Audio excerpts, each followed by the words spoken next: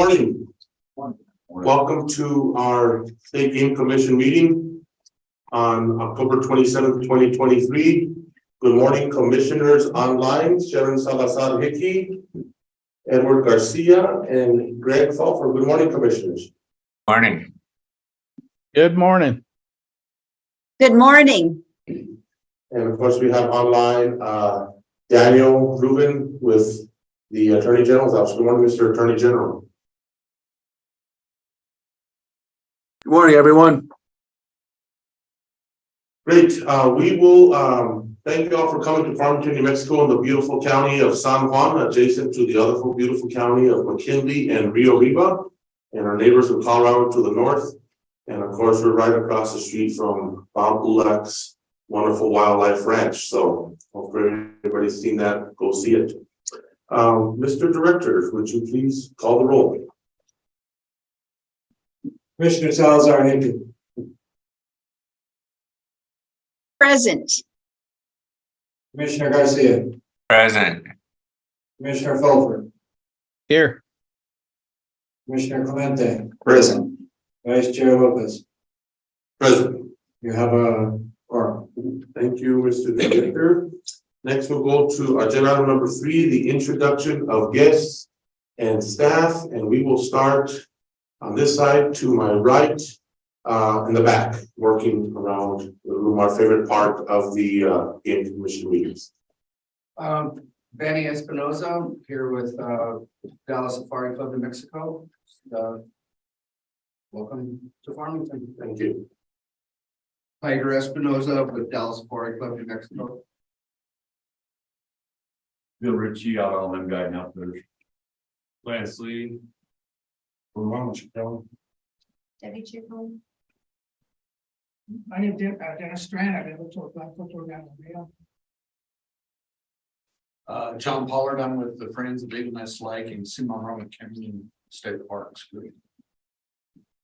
I'm Hannah Grover. I'm with New Mexico Political Report. Mark Matini, Wadi Village, Pueblo. I'm on the board of Backcountry Hunters and Neighbors. Morning, everyone. Members of the commission, members of the public, Stuart Wiley, Chief of Wildlife, Game and Fish. Morning, everyone. Jeremy Martin, General Counsel for the department.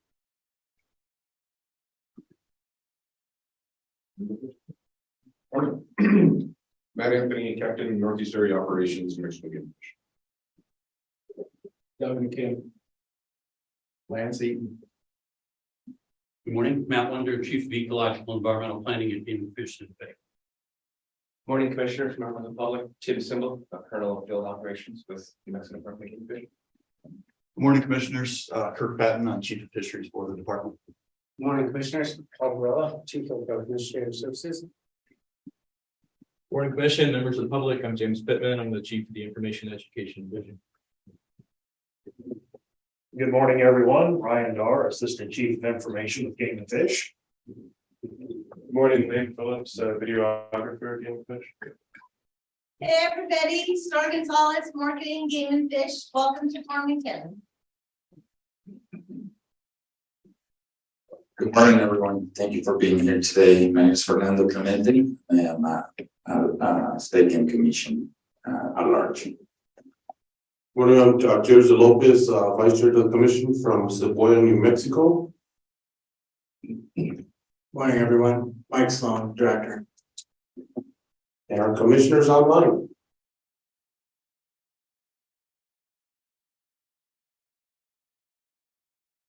Greg, Mr. Fulfer, Mr. Garcia.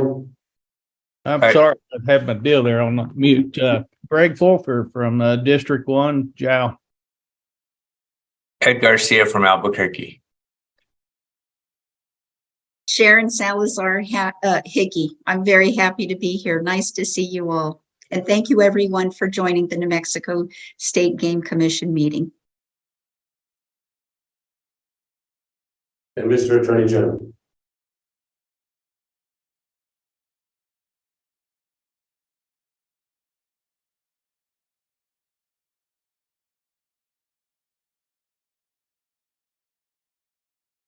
Hello, Dan Rubin here. Sorry about the technical delay for a few seconds. Happy to be here.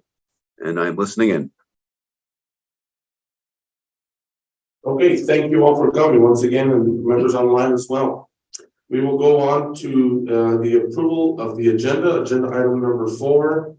Is there a motion to approve the agenda as presented and as stated on the New Mexico Game and Fish website for this meeting? Move to approve the agenda as presented. We have a motion and a second. We have a motion. Is there a second? I will second. Oh, Mr. Secretary, would you please call the roll? Commissioner Salazar Hickey. Commissioner Salazar Hickey. yes. Commissioner Garcia. Yes. Commissioner Fulford. Yes. Commissioner Clemente. Yes. Vice Chair Lopez. Yes. Motion passes unanimously. Okay. We're now going to agenda item number 5, consent agenda, subsection A, approval of the minutes from the August 25th, 2023 meeting. Is there any questions on the minutes as presented? Vice Chair Terzio Lopez and Commissioners and New Mexico Department of Game and Fish. I believe the consent agenda is designed as a pro forma for a matter of efficiency. We all have read the material in item number 5, A, B, C, and D items. Unless there isn't any discussion, I'm ready to make a motion, Vice Chair Lopez, to I would move to approve all the items that are in the consent agenda. Is there some discussion? I think that's what the consent agenda is designed to do. For a matter of efficiency, if there's no discussion, we can just go ahead and move to approve it. Is that correct, Secretary? Mr. Sloan, Director Sloan? Commissioner Salazar Hickey, that is generally the way that this was designed for those items that would feel like could be approved without much discussion or any discussion. So yes. Second the motion. If there is discussion on the revocation, on the federal revocations, the annual deprivation report that I wanted to discuss with Stuart Biley. That's okay. Sure. If you, Vice Chair, if there's any discussion, we should have the discussion, and then I could make a motion to approve. Sure, thank you so much. Can you please just go over just the general amount of the deprivation report that you presented, how it was done, how the data was collected, and especially if we're considering a moose now to be a part of this report. Mr. Martin is enjoying all, he's not on there, but Mr. Vice Chair, members of the commission, what this is these are formal complaints that were put forth in front of the department on an annual basis. And so these were either complaints by individual property owners or an individual that called the department to depredation complaint about a certain species. You'll see there it's broken down by the species, the number of complaints by species, and then the number of those resolved. You'll see that there are 2 cases where they're not resolved. Those are open complaints. So those are actually individuals that complained about hayfields and depredation from elk or deer. You'll see 1 in elk and 1 in deer. And that's because we're still waiting contracts to do a fencing agreement with those individuals. So we resolve what you'll see there is basically a resolution rate of 99% on all those complaints. Sometimes it's just informational. They'll call in and raccoons, here's how you deal with this, those kind of things. Sometimes we're actually going out and doing interventions, formal interventions, all the way up to and including fencing or moving bears or something to that extent. So you'll see there in terms of the number of complaints, it's a little bit down from last year. Last year was about 425. This year's 320 or 350 approximately. And so overall, it's been a little bit of a downward trend during the peak of COVID. I think is one of our highest years. I think that's partly because people were at home and they were actually seeing the animals at their house.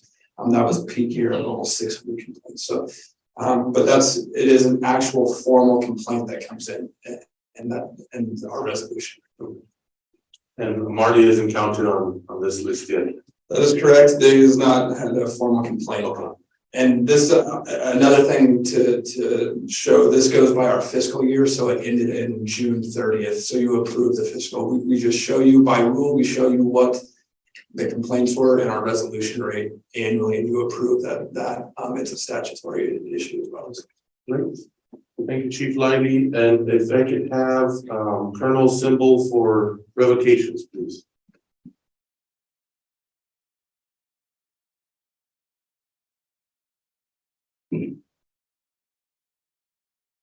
Morning. Good morning, Colonel. Thank you for coming today.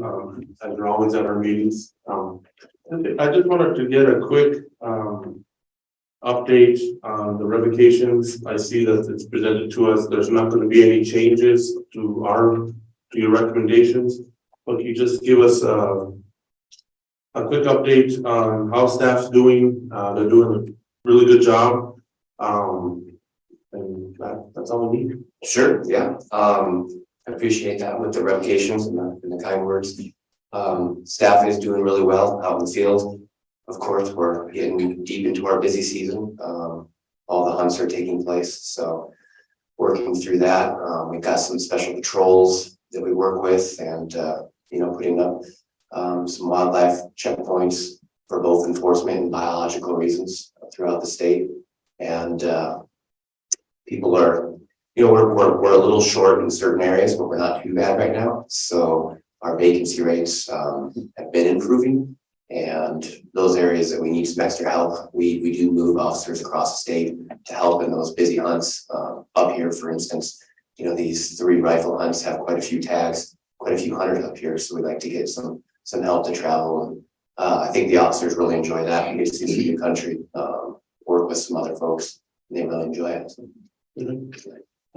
Thank you, Colonel. Is there any questions on revocations, commissioners? Okay. Just a reminder, hunting season is going on. Please have your license present on you, and if you are fishing still, please buy a license. It saves the department's time, and it helps the department when you buy a license as well. So always remember buy your license. No spotlighting, and of course no consuming of alcoholic beverages when you are hunting. That is a violation as well. So, Vice Chair, if I may, I'd also like to add the public and the hunters that are out in the field really are a big help for us, our eyes and ears. An officer can't be everywhere and see everything. So please utilize that Operation Game Thief line to report poachers. It's a great way, a great tool. We make a lot of cases using it, and we really help. We appreciate the help from the public when they do that, because it's a resource that everybody's trying to protect. So thank you so much. One question, just to clarify. Mooses are servants and they are protected under New Mexico law, correct? That is correct. We do not have any established hunting seasons, but it is a protected game species, so it would be illegal to kill. So yes, leave Marty alone, please. Perfect. Thank you so much, Colonel. Thank you. Is there any further discussion on the consent agenda? If not, is there a motion? Yes, thank you, Vice Chair. I would like to move to approve all the items in agenda item number 5, the approval of minutes from August 25th, 2023 meeting, B, the revocation, C, the annual depredation report, and D, the drawing dates for bear and turkey, February 14th, 2024, big game, March 2024, and crane and pheasant, August 14th, 2024. I move that we approve those items. We have a motion and a second. Do we have a second? I'm about to second the motion. Okay, we have a second. Mr. Secretary, please call the roll. Commissioner Salazar. Yes. Yes. Garcia. Yes. Commissioner Fulford. Yes. Commissioner Clemente. Yes. Vice Chair Lopez. Yes. Motion passes unanimously. Okay, we'll go on to our 6th agenda item, general public comment.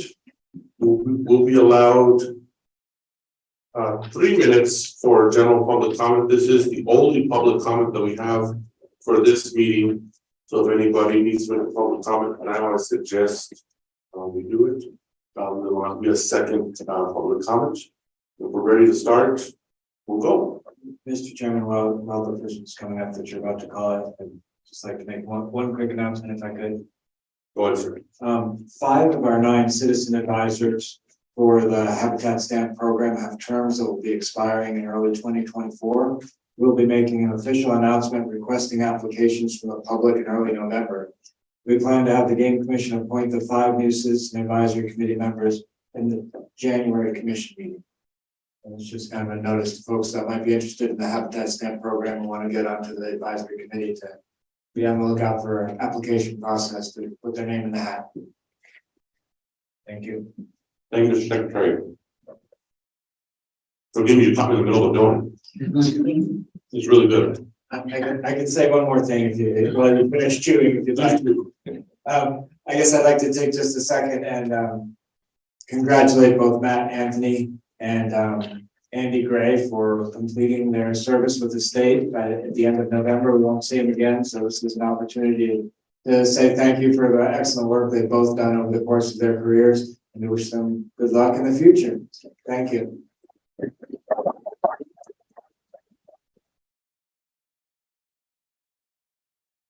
Okay, we'll go on to general public comments and I'll ask you a question of bid captain, so don't go far. John Pollard.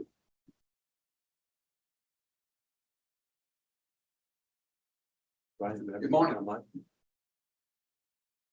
Good morning, sir. My name is John Pollard and I represent the Friends of Eagle Nest Lake and Cimarron Canyon State Parks. I'm also a business owner there. We own Eagle Nest Cabins and Marina there in Eagle Nest. And I'm also a board member on the Chamber of Commerce for Eagle Nest. So my comments today are primarily on fishing. I know it's the middle of hunting season and there's not a lot on the agenda for fishing, but I would like to just address this. A couple of concerns that we have on our lake is the salmon. There's usually kokanee salmon run that they have, you know, the snagging season and everything. In the last several years, we've noticed that there's very little taking place. There's thought that it may be from the northern pike, which we understand that's just something that we have to deal with. But there's also a concern that it could have something to do with the blue-green toxic algae bloom that we have. We've had citizens say that they don't remember it being as bad as it has the last few years, and they're wondering if there might be a study or something that could take place. 2 years ago, the state did a study on our trout populations, and they found out that they could stock a little bit larger trout, the triploids, and then stock a few more of them. That seems to have worked really, really well. We're starting to see numbers all along the size from, you know, 8, 10, 12, 14 on upwards to 24 inches.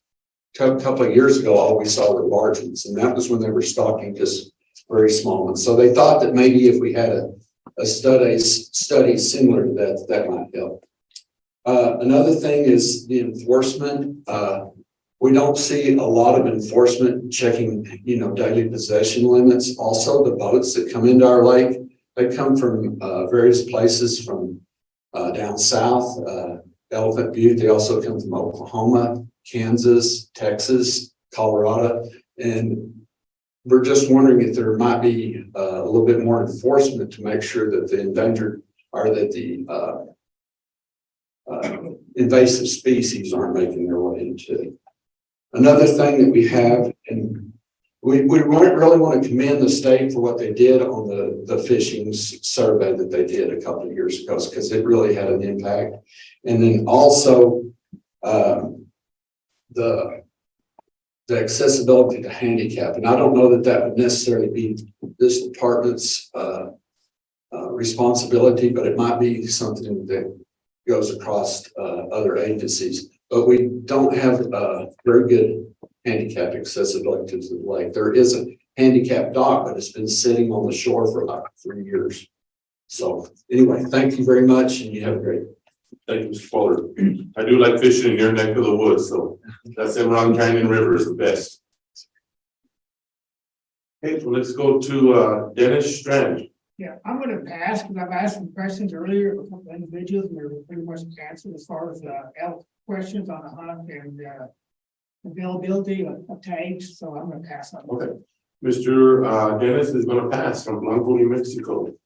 Mr. Dar, anybody online? Vice Chair Lopez, we do have online folks.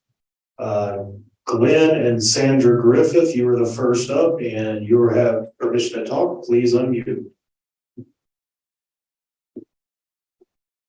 Good morning, Commissioners. I'm Glenn Griffin in Silver City, New Mexico.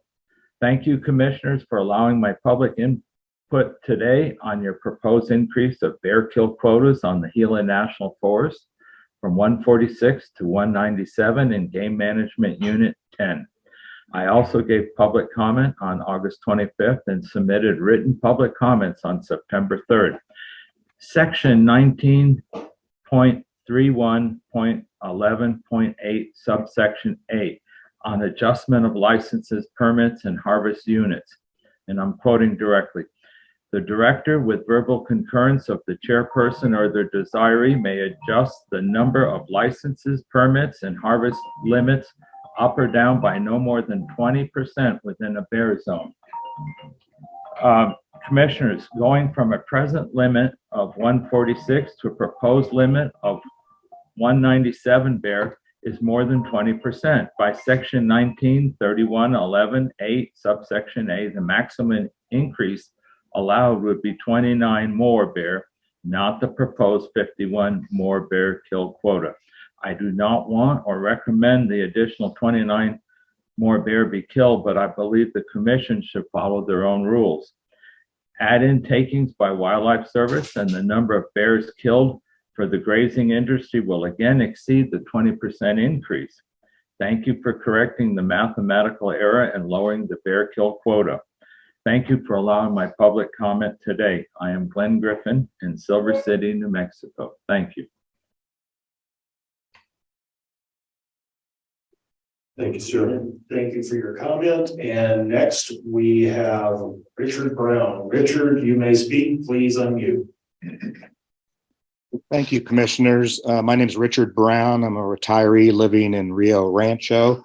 I'm speaking today in regards to the continuation of the quotas for the cougar hunting season. I am personally opposed to these numbers and would like to see them reduced for several reasons. One, I think we should not be hunting female cougars in the first place to sustain populations. And secondly, the numbers that are quoted that are potential seem unsustainable to me. The numbers that are occurring now are close to 350 a year over the last 2 years. The numbers that are cited on the Game Commission's own reports that are potential are as many as 500 and I believe 60. That would be 16% of the known population, and that just does not seem sustainable to me. In addition, on a more technical note, the term harvesting doesn't seem to be a true description.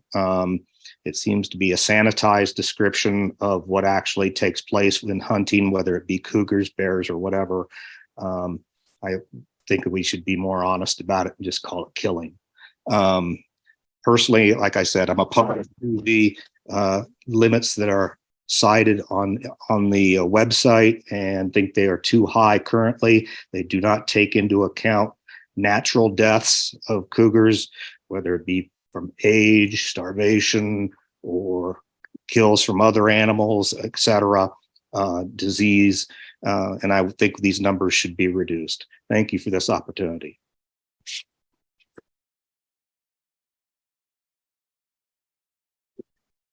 Okay, thank you, Richard. And next we have Nina Eidelman. Nina, you are allowed to talk. Please unmute. Good morning. My name is Nina Edelman. I'm the Chief Program and Policy Officer for the Wildlife Program for Animal Protection New Mexico. And thank you for the opportunity to address you today regarding the bear and cougar rules. We asked for 2 changes to the proposed rule. The first is to reduce both bear and cougar kill limits by at least half. And the second is to include all human-caused mortality in the kill limits. Recent studies show that the habitat model that had been used to estimate populations in the past is deeply flawed. It overestimates cougar populations by as much as 73%, resulting in actual kill rates that are a much higher percentage of the population than intended. Based on this new data, the department is proposing a reduction of the kill limits in Cougar Zone Q by half. Similar studies in former Zone F and current Zone B had prompted emergency kill limit reductions in the past, but reductions to account for the extreme overestimation of the cougar populations have not been made in all the other cougar management zones. We are therefore asking the department and the commission to apply the precautionary principle and reduce cougar and bear kill limits by half until the department has had a chance to do reliable studies in all management areas. The proposed kill limits only account for legal kills by hunters. They do not include other sources of human-caused mortality, such as lethal removal, vehicle accidents, and poaching. Yet these deaths represent significant additive mortality. Looking at the statistics over the past 3 years, as many as 114 bears and 70 cougars have been killed by humans in addition to kills by hunters. That's 13% of the proposed bear kill limit and 12% of the proposed cougar kill limit. In fact, the way the rule is written, an unlimited number of bears and cougars may be killed on top of the hunting kill limits. It makes no sense for sound management to exclude these deaths from the kill limits. We therefore ask that all human-caused mortality count towards the bear and cougar kill limits. If these 2 changes are not made, we ask the Game Commission to vote no on the proposed rule. Thank you very much for your time and consideration.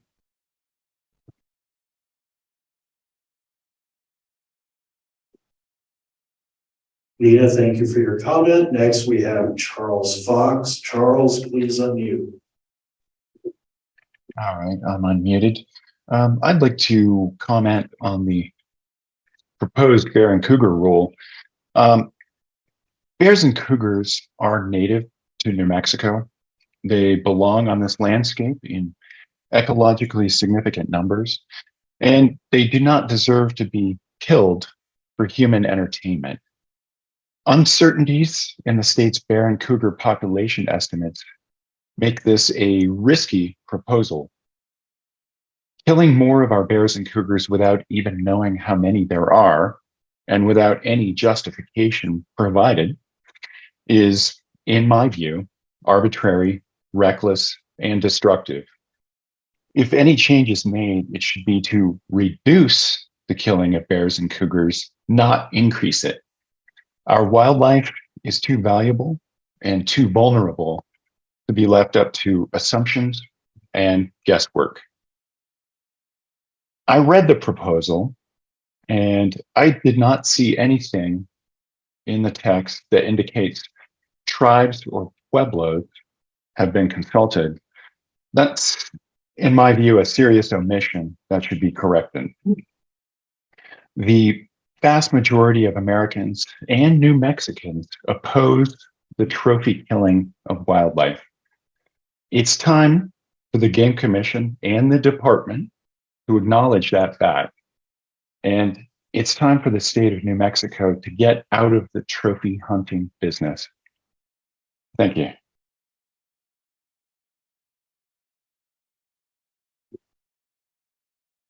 Thank you, Charles. And next we have somebody with a phone number ending in 1095. You are allowed to talk.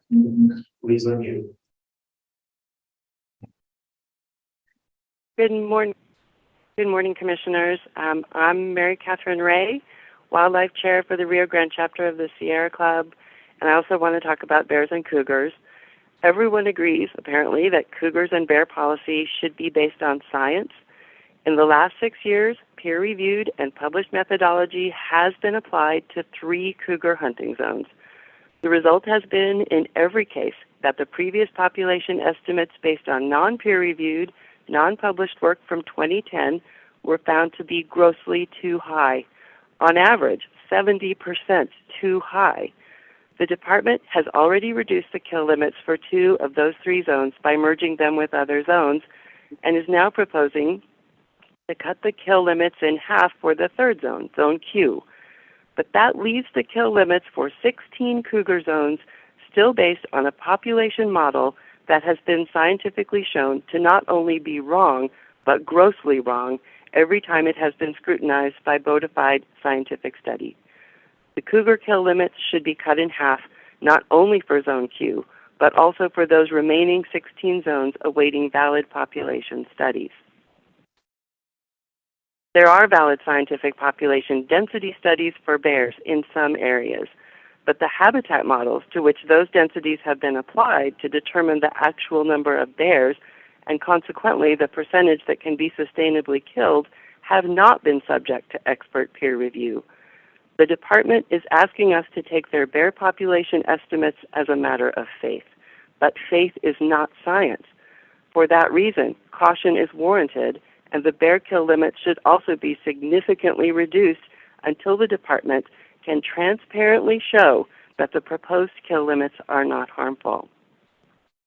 Finally, all human-caused mortalities of bears and cougars should be included as part of the kill limits. These animals are not external to the existing population.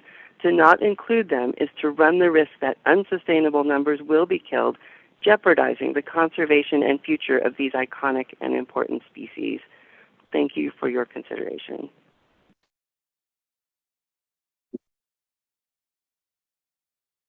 Thank you for your comment. And finally, we have Jesse Dubell. Jesse, you are allowed to talk. Please unmute. Thank you very much, Mr. Vice Chair, members of the Commission. Jesse Dubell here, Executive Director of the New Mexico Wildlife Federation. I'd like to start by commending department biologists, the entire team of scientists led by Chief Stuart Liley, who have worked so diligently to come up with the best available science to guide the decisions regarding bear and cougar management across the state. Not only are populations sustainable, we're actually seeing growth in those populations in just about every region of the state so far as I can tell. I don't claim to be a scientist. I'm not a scientist. Might have played one on TV once. But I am very confident with the department's work, with this agency's commitment to ensuring that these populations remain healthy across the state. So thank you so much to Chief Biologist Liley and also the rest of his team. I'm very disappointed that we continue to have 2 vacancies on the commission. I think that's a glaring illustration about the lack of priority that this administration places on the important work of this board and this agency. Obviously, there's nothing that you all can do about that. That's outside of our control. But I do believe that we have the ability to do better with what we've got. And what I mean by that is that we've been 10 months this year without the election of a chair on this commission. And I think that's too long. We've had plenty of opportunity. I think it's time that we get our house in order and we see the election of a chair and vice chair. I think Vice Chair Lopez has done an exceptional job throughout the year, but I think that there's some housekeeping items that we could do a better job of tending to, and I would ask that this commission prioritize that. Thank you all so much for your hard work and your dedication to the wildlife resources that are so crucial to the people of New Mexico. Okay, thank you for your input, Jesse. And we have 2 other individuals that have asked to provide comment. Kenneth Logan, you will be next, and you are allowed to speak. Please unmute. Thank you, commissioners, and good morning. My name is Kenneth Logan. I'm speaking for myself and my wife, Linda Sweener, both New Mexico residents, where we are retired wildlife research biologists that have spent 40 years studying cougars for applied management purposes in several Western states, including New Mexico. All of our works are documented in peer-reviewed publications. I will comment on the proposed cougar rule. We submitted written comments to you in July and August this year. We found the information provided by the Department of Game and Fish on this matter to be minimal. None of the questions we asked then have been addressed. The proposed 17 to 24% harvest rates are associated with declining cougar populations reported in peer-reviewed literature. We asked, does the department aim to reduce cougar populations statewide? And if so, what are the management goals? If not, we asked, which zones are targeted for cougar reduction? Which zones are not? And what are the management goals? In zones targeted for cougar reduction, the 17 to 24% harvest rates that are proposed will likely reduce cougar abundance. But in zones not targeted for reduction, we recommended a harvest rate of no more than 14% of the independent cougars, and with no more than 20% of that harvest composed of adult females. The department reported that recent cougar population estimates based on field data resulted in reductions in harvest limits in 2 of the zones. However, in the other 16 zones, those are managed based on old assumed cougar abundances, and those are not population estimates. Clearly, further caution in cougar management is warranted. We urge the commission to ask the department to develop a detailed, science-based, statewide cougar management plan for the public's consideration. This is something that most of the other Western states have. And then to revisit the matter of cougar management in New Mexico in the next year. Thank you for your time. I appreciate it.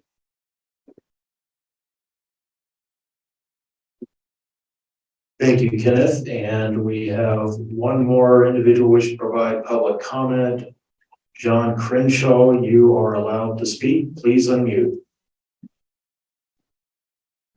Thank you, Vice Chair Lopez, Commissioners, John Crenshaw. I'm President of the New Mexico Wildlife Federation. And Jess Dubell, I would second everything that he said just months ago. But this morning I'll speak a little bit more from my personal experience, which dates back in with Game and Fish Department nearly 50 years now. And what I've seen over the years, and I will repeat a lot of what I said earlier in previous commission meeting as this was being considered, is that these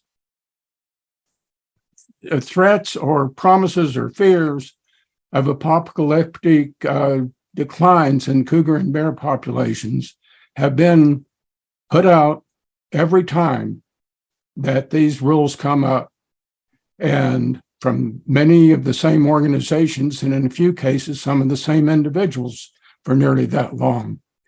And none of those has ever come to pass. And there's a lot of good reasons for that. One is that the department is actually pretty conservative in the hunting recommendations. They do monitor roadkill and poaching numbers that are detected, and all of those are, in my opinion, taken into account, even if those numbers do not show up in the documentations here. They're very aware of it and know what's going on. I would repeat just this one time, perhaps not politically correct, but almost all the opposition that you've heard today comes from the heart and not from the head, in spite of how it's couched. Thank you very much. I would encourage you rather to adopt the department's rule as presented. Thank you again. Thank you, John. And next we have Antoinette Armijo. Antoinette, you may speak. Please unmute.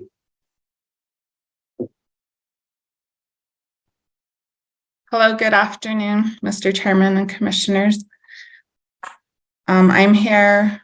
I know you've been presented with information from scientists and animal protection agencies, but I'm here to speak on behalf of cougars and bears as an ordinary tax-paying New Mexican citizen. I was born and raised in Santa Fe, New Mexico. I'm a multi-generational New Mexican. I come from a family of ranchers, farmers, and hunters. We were always taught to respect animals and only kill what you're going to eat. My parents, grandparents, and great-grandparents were very hard workers with strong values, which they kept alive in our family. I've heard many awesome stories of our family and how challenging their way of life used to be growing up. Hard, laborious work. One grandpa was in charge of raising sheep when he was young. My other grandpa was in charge of raising cattle when he was young. They both lived lives of many challenges, but they learned to adapt and provide for their families. They told stories of growing up, and none of those stories ever included them killing animals for no reason whatsoever. They killed to feed their families, and that is all. My great-grandparents came through the mountains from Pecos to settle on Upper Canyon Road, where I was born and raised. They farmed and raised cattle by the river. My family has witnessed a variety of wildlife in the area during this time, including bears and cougars. Just last month, my father saw both a bear and a mountain lion on the property within the same week. We don't see it as a threat. We see it as a blessing. It saddens me that we are here in 2023 trying to convince a board who is responsible for conserving New Mexico's wildlife for future generations, to do more to preserve and protect our beautiful wildlife here in New Mexico. Our wildlife populations have declined by as much as 70% over the last 50 years alone. Bears, cougars, and all other wildlife in New Mexico already face daily challenges without imposing cruel hunting methods on them. And a lot of this is human caused. They face the challenges of habitat loss due to development. They face threat of environmental factors such as wildfires and drought. They face challenges trying to find food and habitat to keep their families alive. They live lives that are centered in keeping their families alive, and we are the biggest threat to them. We should be their protectors. We should value and cherish our wildlife for future generations. We just had the largest wildfire in our state's history last year, one of the worst in the nation, and it's still unknown how these fires affected our wildlife. We should be helping them recover and thrive, not slaughter them. I read that 3/4 of Americans are opposed to trophy hunting, but I think this number is much larger than that. I know many people, and no one close to me that I know well supports trophy hunting in any way. These methods that these people use, hunting dogs, is cruel and ruthless and totally unnecessary and should be completely eliminated. To think that these hunting dogs are released to go wherever wildlife is out there is truly unacceptable and Antoinette, your 3 minutes is up. Thank you for your comment. And Vice Chair Lopez, Commissioners, we have no more public comments online. Thank you, Mr. Dar. Is there any more comment from members of the audience? Going once? Okay. Thank you so much for the public comments. And one real quick, just before we go, general public comments, Mr. Anthony, just come forward real quick. Just wanna, and then we'll start to the next agenda. Mr. Anthony, thank you so much, Captain Anthony, for your service to the state of New Mexico in what, 25 years? 25 years as a certified law enforcement officer, keeping New Mexico safe as well as the wildlife and public safe as well. You are going to be missed. Your knowledge, I hope that you're able to pass it down to our officers in this area. And are you sure you want to retire? For sure. Okay. Well, they say it's better than sliced bread, so thank you so much for your service, sir. I appreciate it. So, State of New Mexico, thanks.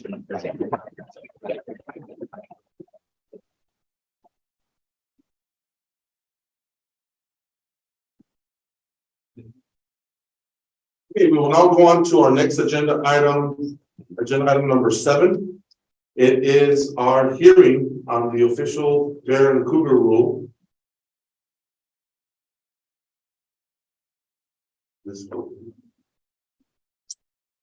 Okay, Stuart, are you ready? I will read the official legal script for the legalities and purpose of this rule. Commissioners, are you ready as well? Online. Okay, you got nods. This hearing will please come to order. My name is Tirso Lopez, Vice Chair to the Commission. I'll be serving as a hearing officer and be advised by the Commission's counsel from the Office of Attorney General, who is online. The purpose of this hearing is for the Commission to receive public comment on repealing and replacing the Bear and Cougar Rule, Title 19, Chapter 31, Part 11, New Mexico Administrative Code, which will become effective April 1st, 2024. These hearings are to be conducted in accordance with the provisions of the Game and Fish Act and the State Rules Act. These hearings are being video and audio tape recorded. Anyone interested in a copy of the audio tape or videotape recording shall contact Ryan Dar with the Game and Fish Department. Public notice of this hearing has been advertised in the New Mexico Register, the New Mexico Sunshine Portal, and on the department's website. Copies of the proposed amendments have been available on the department's website. Those wishing to comment here today must have registered to submit public comments. We have those presented with me here. The rule hearing will be conducted in the following manner. Staff will present pre-filed exhibits. Exhibits presented to evidence are available for review by the public on the department's websites. After all exhibits are entered, we will proceed to the presentation of the number of rule, after which testimony will be taken from the audience. Participants are asked to wait until they are called upon to speak. In order to ensure that the hearing is accurately recorded, only one person at a time shall be allowed to speak. Any person recognized to speak is asked to identify yourself by name and who you are affiliated with for each record time you are recognized, and speak loud and clear to accurately record your comments. After a person has offered a comment, they will stand for questions from the hearing officer. The audience may also ask questions for anyone offering comments after being recognized by me. These hearings are not subject to judicial rules of evidence. However, in the interest of efficiency, I reserve the right to limit any testimony deemed irrelevant, redundant, or unduly repetitious. The Commission may discuss the proposed new rule after the public comment portion of the hearing. Final Commission action, including adoption of the rule, may occur after the conclusion of the presentation and public comment each hearing. This hearing is now open. Are there any exhibits, proposed amendments to 19.31.11 NMAC for the record? Mr. Vice Chair, I wish to enter 6 exhibits. Exhibit 1, the notice of the rulemaking. Exhibit 2, the proposed rule that was posted on the department's website. Exhibit 3, the presentation that I'll be giving today. Exhibit 4, the summary of our proposed changes. Exhibit 5, the technical information we relied upon. And Exhibit 6, the 2,823 comments we received during the rulemaking process. Exhibits 1 through 6 are admitted into the record. Stuart, can you please introduce the amendments to 19.31.11? Mr. Vice Chair, members of the Commission, just a little bit of timeline for the members of the public. We opened this rule and started discussions back in April. We presented our kind of initial proposed ideas to you in April. We also then came back in August with the department's final recommendations to you all. And then we did post those online, and we have not changed our recommendations since that time frame. We'll go through that briefly here. And today is the hearing. We did also host public meetings throughout the state in the month of July. And we posted the department's final proposed rule on the website in September, well in advance of this meeting, in accordance to the Open Rules Hearing Act.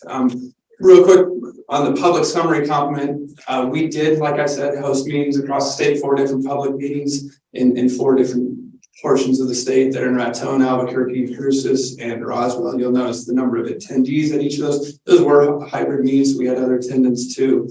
We did receive 2,813 emails and 10 written comments to the rule. The majority of those, you'll see, a majority of those comments were kind of more of a form letter type comment. In general, you'll see about 1,700 in support, about 1,000 opposed, and then about 133 were offered specific alternative proposals, or they were a little ambiguous or didn't necessarily pertain to anything that we proposed changes.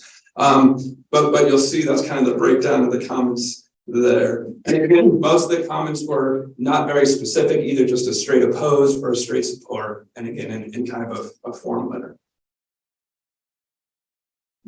You've heard this a couple of times. I do want to go over it again real briefly on kind of how we determine harvest limits, how we determine seasons, et cetera, for bears and cougars. We do manage bears and cougars through a zoned management approach. Those zones are made up of multiple game management units. You'll see there the different zones that we have within the state.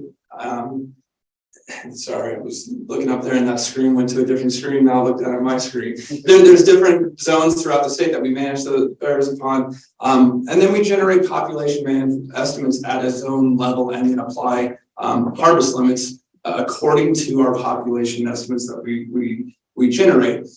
Previously in the 90s, that harvest estimate, or excuse me, that population estimate was generated through physically marking bears, radio color, capturing them, and then recapturing them, and that's how we got our population estimates. In the middle 2000s, starting around 2012, we changed that methodology. Technology advanced, genetic technology advanced, where we started using hair snares. What that is just a barbed wire little kind of corral, if you will, where a bear walks into a scent lure.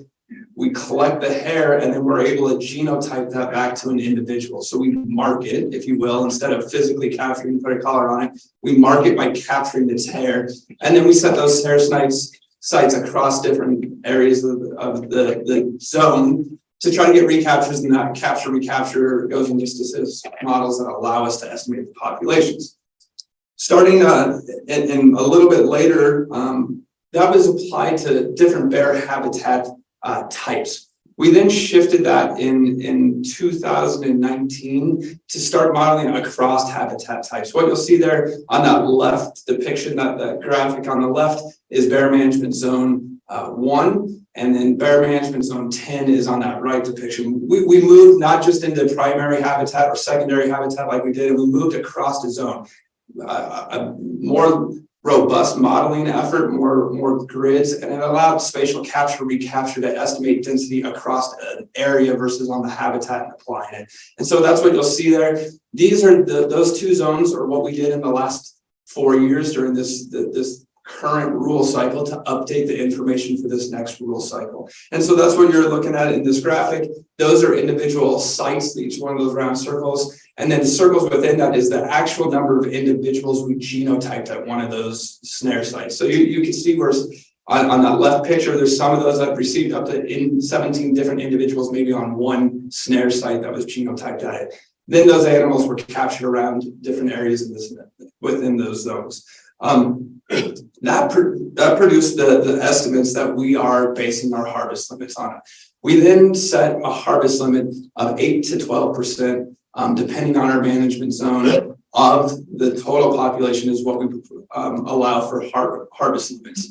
That 8% is more in our kind of more urban areas where we maybe have a higher non-sport mortality, where our mortality is more road-based or a harvest. So we're accounting for that when we set that harvest limit. We set a lower limit where we've seen increased removals for depredation or road kills, et cetera. So kind of more in that like Sandias, Manzanos, where we see a higher density of removals, we do have a lower harvest limit. And then in the rest of the state, for the most part, our harvest limits are set at 10% of the population, with no more than 40% of that being female. We also set a female sublimit. Another thing that is important to recognize, we do not allow, it's illegal to harvest female with cubs. And so that segment of the population is also protected. I do want to note on some of the comments in the past and some in the future about the science that goes involved in this, the background information, in fact, the 2012 that was published in journals. This is scientific publications. The data methodology we use to collect has all been published in scientific journals. It's been proved out to be kind of the best available science to generate some of these estimates. What you'll see here is our actual, the last 4 years, the harvest limit. You'll see the 804 is the maximal harvest limit, and then you'll actually see what our sport harvest limit was. It's averaged 525 over the last 4 years. Depredation has been 71 bears, other 28 for 624. So it's important to note, yes, we set a harvest limit at 10% for the most part, up to 12% in some zones, down to 8 in others. but that is not a goal. We're not trying to achieve that limit. It is an actual cap. That's not what we're trying to. And so over the last 4 years, our harvest limit has ranged from 6 to 8% of our estimated population. So we're not at that. And then that's the total mortality. When you include depredation, other, and harvest, has been 6 to 8% of our estimated population, whereas the harvest has been around 6% of the population. So when you account all factors in, we're still below that 10% on a statewide level on our harvest across bears. Some of the proposals that we have, again, you've seen these, they've been posted, is to increase harvest limits in bear management zone 1 and 10. That's based off the new research that we did over the last 4-year rule cycle. That will make those harvest limits mirror what our new population estimates are. And then moving GMU 57 into bear management zone 5 and 56 and 58 into bear management zone 6. That's reflective on more of that habitat type and what the more connectivity across those zones, and more reflective probably on how bears move across that landscape. And then there's 2 other proposals that they're to increase permit numbers. It's important to note when we increase permit numbers, those permits still have to follow the limits. So if the harvest limit's already reached in those zones and you drew a permit, you can't go hunt just because you drew a permit. You still have to abide by the harvest limit in that zone. So we always take into account the harvest limit when we determine if an area is open or not. This just allows you to go to certain special areas that are limited where other people can not go unless you have the draw permit. Marquez Elbar, for example, or some of the wildlife management areas in 54 or 55A. We're also proposing moving the start date in bear management 12 and 13 back to August 16th. 4 years ago, that was the start date. It was changed 4 years ago. We heard from the majority of the public that did comment specifically on this proposal, wanted it to be moved back to the August 16th start date. What you see here is a graphic of the harvest limits that we're proposing. You'll see again, bear management zone 1 and 10. Those are the 2 bear management zones we are proposing an increase in. And then bear management zone 7, you'll see there's no longer because we are splitting those zones as we discussed. And that harvest limit is being readjusted into bear management zone 6 and 5. Not an increase, just a readjustment of that harvest appropriate to where those game management units and zones have been split into. Moving on to cougars, the cougar population size we've been historically applied at density to different habitat types, depending on a scale from all the way from excellent to poor, and they receive different density estimates based upon that. We have since shifted to a new methodology to estimated cougar populations. We started off in cougar management zone B and F in 2017 through 18. What this is we actually physically capture cougars, place a radio collar on them, and then we put out camera grids, a trail camera grids to get the recapture. And that helps us to estimate cougar populations within that. It's a spatial capture recapture model. Cougar management zones B and F were done before this current rule cycle. They were done at the previous one. We did adjust those cougar limits based upon that research and the data we received from that. Those estimates were reduced in there. This last 4-year rule cycle, we really focused on cougar management zone Q. That's kind of down in the southeast part of the state. That goes from really the Cloudcroft area down into the Guadalupe Mountains. You'll see, each one of those little points in there, I should explain, those are individual cougars. The colors correspond to an individual cougar. Those points are points that we actually collected. And you'll see that the kind of triangles on that left graphic are camera arrays, and the blue circles on the right are camera arrays on there. So we're using that to help estimate our populations. Our cougar proposals are reflective of the new data we collected in cougar management zone Q to reduce that harvest limit. We have moved over to the, currently we're working in the western portion of the state in the Gila to get at cougar densities there. That will help inform the next bear and cougar rule in terms of what we find for densities there. You'll see we ran 128 cougar camera sites in cougar management zones B and F, and 157 camera sites in Q, with 25 individual lions collared in Q and 14 individual lions collared in B and F. Similar to bear, I wanted to put up a graphic on where our harvest stands. You will note 2019, our harvest limit was at 740. We did reduce harvest limits across the majority of all cougar management zones in the state at the 2020 rule cycle. So we did adjust those downward in most of our zones. We also adjusted for B and at that time B and F. And that's where you see in 2020 a lower harvest limit. That was at the last 4-year rule cycle. But you will see our average total harvest of cougars across the state, including depredation and roadkill, et cetera, it stands at about 337, or about 7 to 8% of the estimated population size across the state. That's our harvest is at 7 to 8%. The total mortality across the state is about 9 to 10% of our estimated harvest. And with cougars, you'll note in just Q, that is the only zone that we are proposing a reduction. That is in the zone where we collected the data over the last rule cycle. Again, we're moving around the state as we have resources and time to get into them, and we will update cougar management zone recommendations based on the new science that we have at the next rule cycles, et cetera. So with that, I'll take any questions you all may have.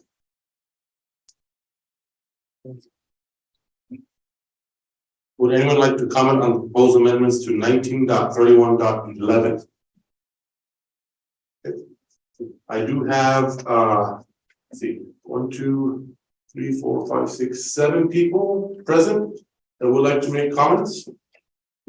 Okay, please identify yourself for the record when I call you up, announce, and we'll start going. Okay, so let's go with Bill. Richie, come on up. That's all right. My name's Bill Ritchie. I'm with Allen Guide Outfitters, and I just wanted to let everybody know that I really appreciate the hard work that you guys have put in. I've heard everybody's heard comments about that there wasn't any science to it.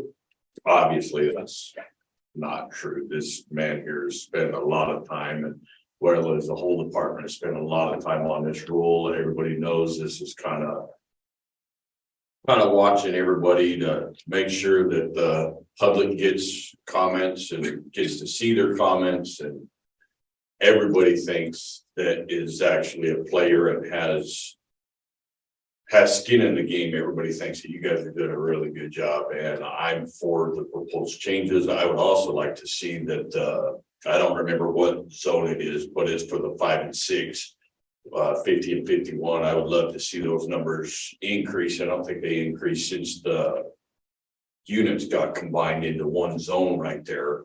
25 lions in that one, but yeah, we've got 47 in unit 2.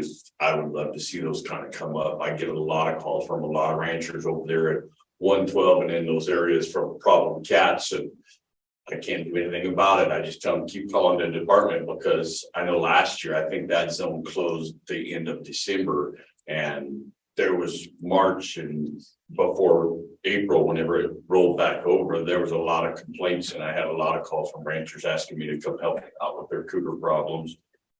And there wasn't a lot I could do other than just tell them to call the division and tell them that they were having a problem. But as far as harvesting them or even just moving the cats out of there, we really couldn't do much. Our hands were kind of tied just because the unit is so tightly closed down with only 25 cats in that area. Other than that, I think the department's doing good. We're all for the proposed rule change.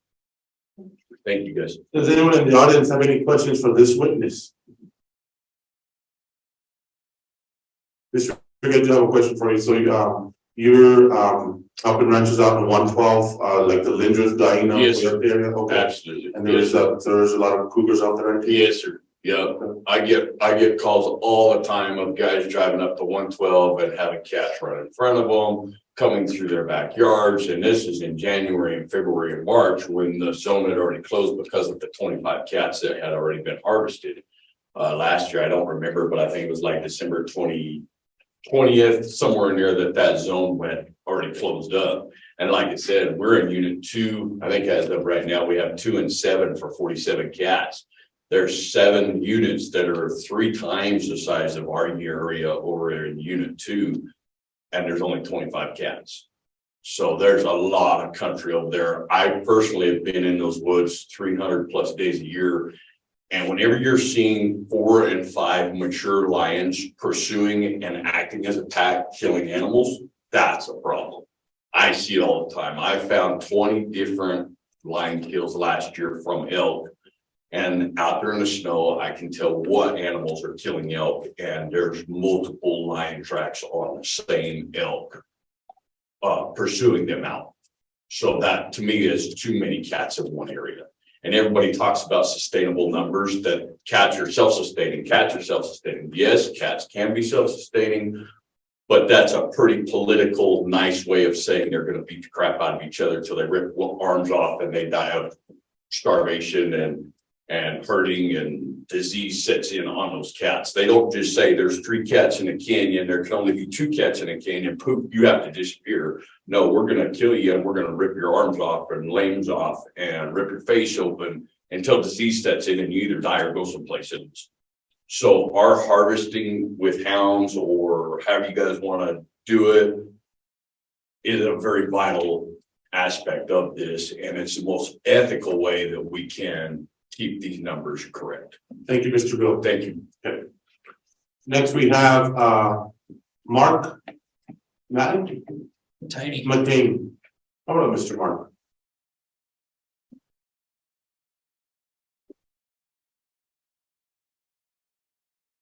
Vice Chair Lopez, members of the commission, either here or out there somewhere, citizens and staff. My name is Mark Matini. I live on the Green Bubble. My wife is native. I'm still affiliated with University of Illinois, Chicago, with a long-time doctorate. So I have spent a good deal of time with the staff because I'm representing Backcountry Hunters and Anglers. We have people who were questioning some of the things that people have talked about here. And we decided that we needed to go and try to get some facts. I'm fairly good at that. I also don't hunt bear or cougars, so I'm not just going for something personal.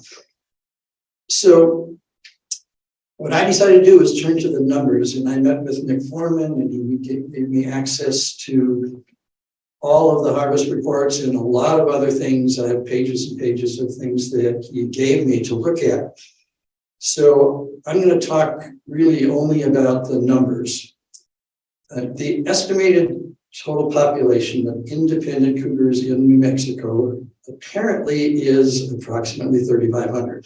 The state thinks that's true.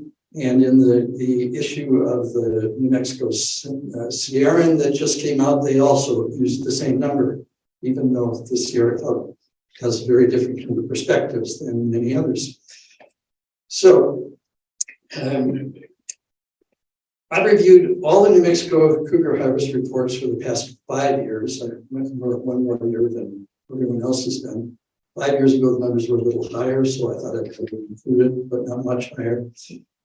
The number of tags available has averaged 620 over those 5 years. However, the number harvested has averaged 338 per annum. So in other words, harvests are just under 10% of the population of 3,500. That number is relatively important. We've heard a lot of people talking about what percentage and so forth. This was something that some of our members were concerned with, which is why I did this. Another piece that people were concerned with was the females. Particular questions have been raised related to female harvests. The average annual number of female tags available has been 174. The average actual harvest of females has been 88. That, on the face of it, is 26% of the harvest, but in fact, less than 3% of the indicated statewide average. Given those numbers, we believe that the rule as it has been proposed is a sensible rule that is not taking more than 10% of the population and that is not taking enormous numbers of female cougars. That's what we have to say. Thank you. Thank you, Mark. Does anybody have questions for this witness from the audience? Mark are dismissed. Next, we have Debbie Chacon. Okay. We're gonna pass on Debbie Chacon. Ramon Chacon. Yeah, Bill pretty much covered what we were gonna say as well. Okay. Lance Lee. Yes. Pass. Okay. You doing? Ryan, anybody online? Vice Chair Lopez, we have no one online.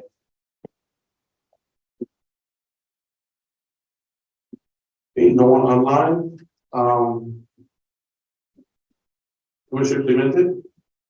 Actually, sorry to interrupt, Vice Chair Lopez. Kenneth Logan just raised his hand. Will we accept this comment? I will accept this comment. Mr. Logan? Mr. Logan, you're able to speak. Yes, sir, thank you. I just wanted to point out the numbers. Mr. Logan, would you like to provide a comment? Are you there? Excuse me, can you hear me? Barely. If you would, please speak closer to your phone. Okay, hang on one second. Can you hear me now? Yes, we can. Thank you. Yes, sir. I just wanted to point out, commissioners, that these numbers that are talked about with these cougar population estimates in the zones, if they are based on that old habitat model, here's what happened. New Mexico Department of Game and Fish biologists and managers assigned assumed densities to the habitat map. No biologist or managers went into the field to estimate cougar abundance. Those are assumed abundances. They are guesses, the best guesses they could make at the time. Now, if you put those into a scientific framework and tested it in the field, like agency biologists did in zones B and F and Q, and you used the habitat model assumed numbers as the working hypothesis, and then they went into those zones and tested it with field data, then they found lower abundances of cougars. So in a scientific framework, you had to reject the assumed abundances from the habitat map. So the question is, well, how many other zones of the other 16 remaining are those abundances over guessed? Okay, and that's what those harvest limits are based on. They're generated from those numbers. So that's why I said earlier in the comments at the beginning of the commission meeting that better caution should be given to how cougars are managed in New Mexico. And there are ways of doing that. And that's why we called for really a science-based cougar management plan for the entire state of New Mexico so that stakeholders could really seriously consider how things are being done here. The information given by the department in this rule is really minimal. It's really hard to tell what's going on out there. There's lots of assumptions, but I think there are better ways of doing it. And thank you for this time. I appreciate it. Thank you, Mr. Logan. Mr. Dar, is there anybody else online? Yes, we also have Nina Eidelman who is requested to speak. Nina, please unmute. Hello again. This is Nina Edelman with Animal Protection New Mexico. I just want to respond to some of the comments that were made by earlier speakers regarding conflicts in certain areas with cougars. There's many studies showing that the hunting of the regular hunting, trophy hunting of cougars is not something that's going to reduce conflict with humans because it kills random cougars. Just plain indiscriminately reducing cougar populations in an area is not going to prevent conflict with humans. The most efficient thing to do, first of all, is of course to try non-lethal means to resolve that conflict. But if that does not work, you target the specific individual cougar that is creating the conflict. You don't just indiscriminately kill random cougars. In fact, doing that, indiscriminately killing random cougars, has been shown to increase conflict with humans because it disrupts the social structure of the cougars in that area and creates more social chaos that creates an influx of perhaps younger, more inexperienced cougars into an area that are more likely to create conflict because trophy hunters typically target kind of the larger, more established individuals that are less likely to create conflict with humans. And also in response to the comment that the department is taking into account non-hunter kills into their kill limits, I have heard the department address this several times. That is not a satisfactory way to account for those numbers because you can't predict what those numbers are. They differ every year. They sometimes differ vastly every year. And if there's no cap to control for how many human cause mortalities could happen in a year, that is not reasonable and not sound management. So thank you. Thank you, Dina. Ryan, is there anybody else?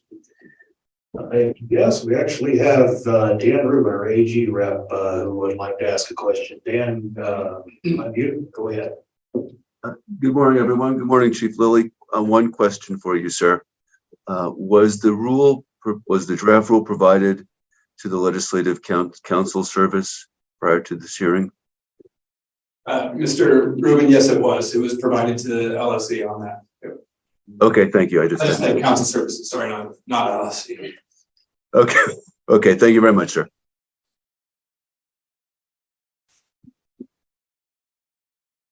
Okay. Any more comments?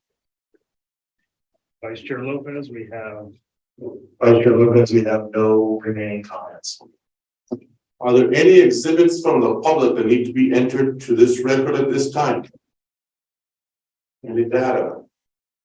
Mark, do you have to submit anything to us? Yes, I have sent that. Okay, you're right. Okay, great. Okay. Those that registered and participated in the hearing will be included on the attendance sheet. At this time, the attendance sheet shall be marked and admitted as Exhibit 7. The comments submitted and testimony heard during this full hearing will be reviewed by the Commission and discussed during open session of today's meeting. The Commission will vote on the proposed amendments at this time. I would like to thank everybody present for their participation today. Let the record show that this rulemaking hearing was adjourned at 10:17 a.m.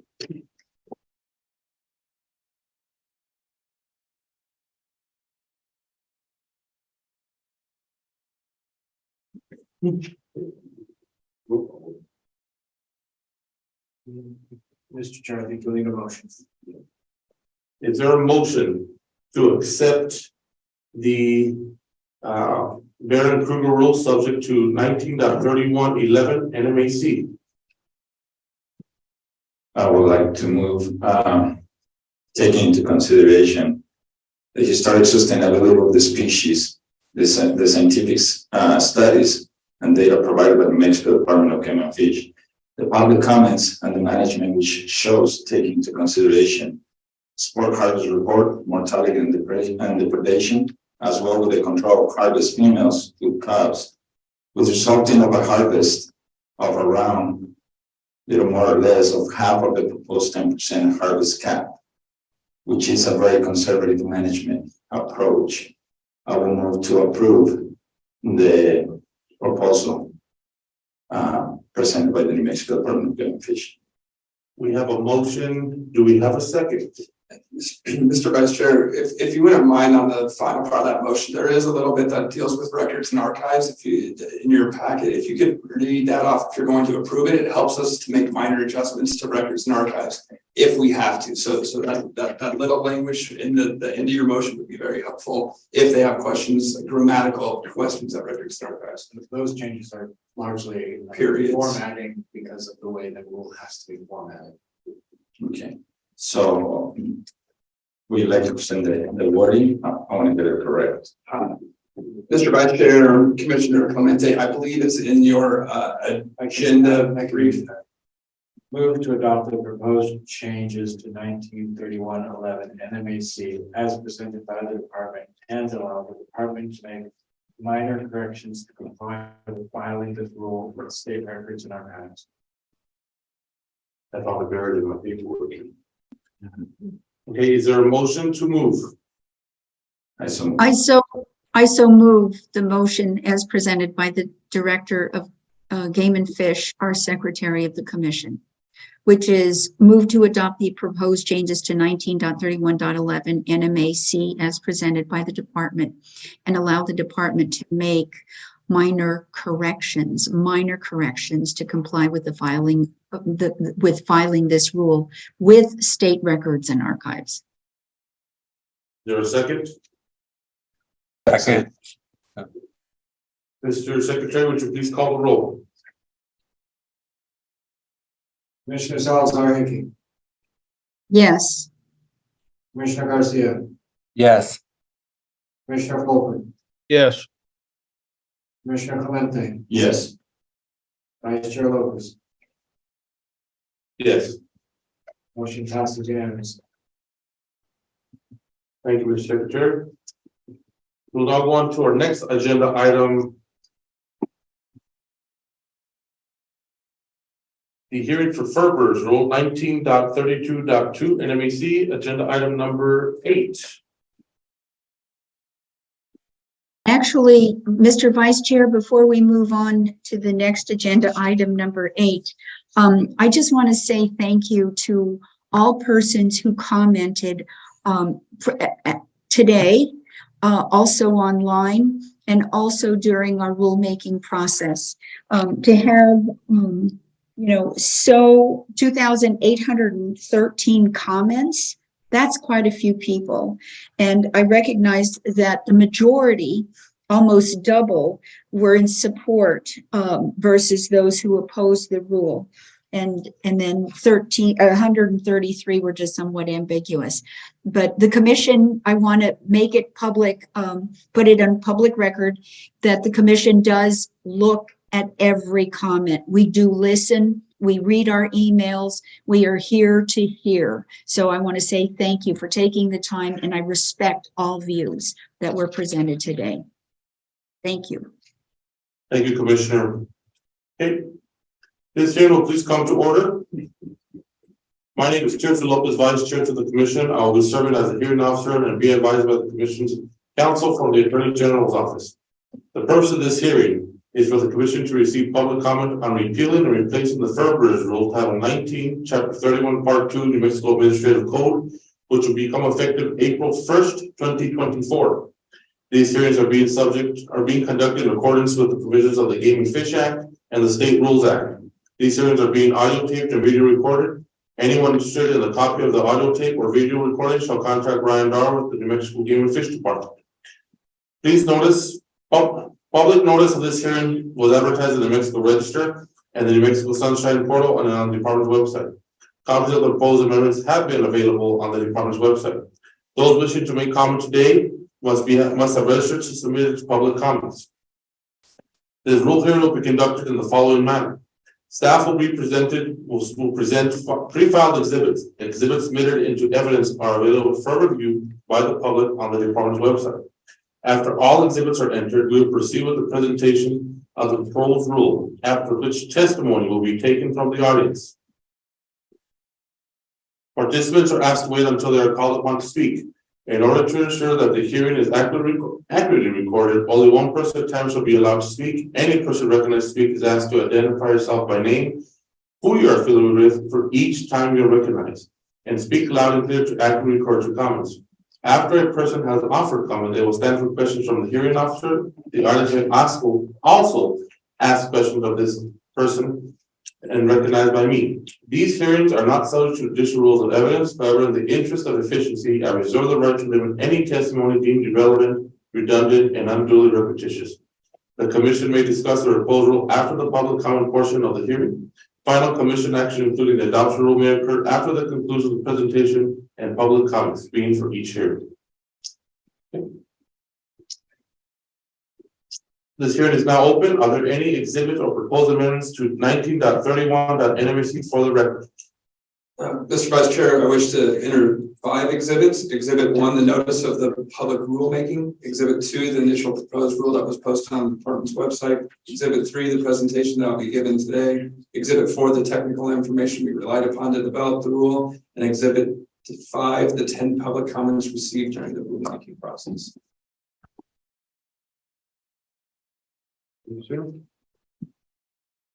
Exhibits 1 through 5 are admitted into the record. Stuart, can you please introduce the proposed amendments 19.31.2? Mr. Vice Chair, members of the commission, just to, like the previous hearing, a little bit of a timeline. We presented this to you at our July and August meeting, and then today is our hearing. We did post on the department's website our initial proposed rules in July.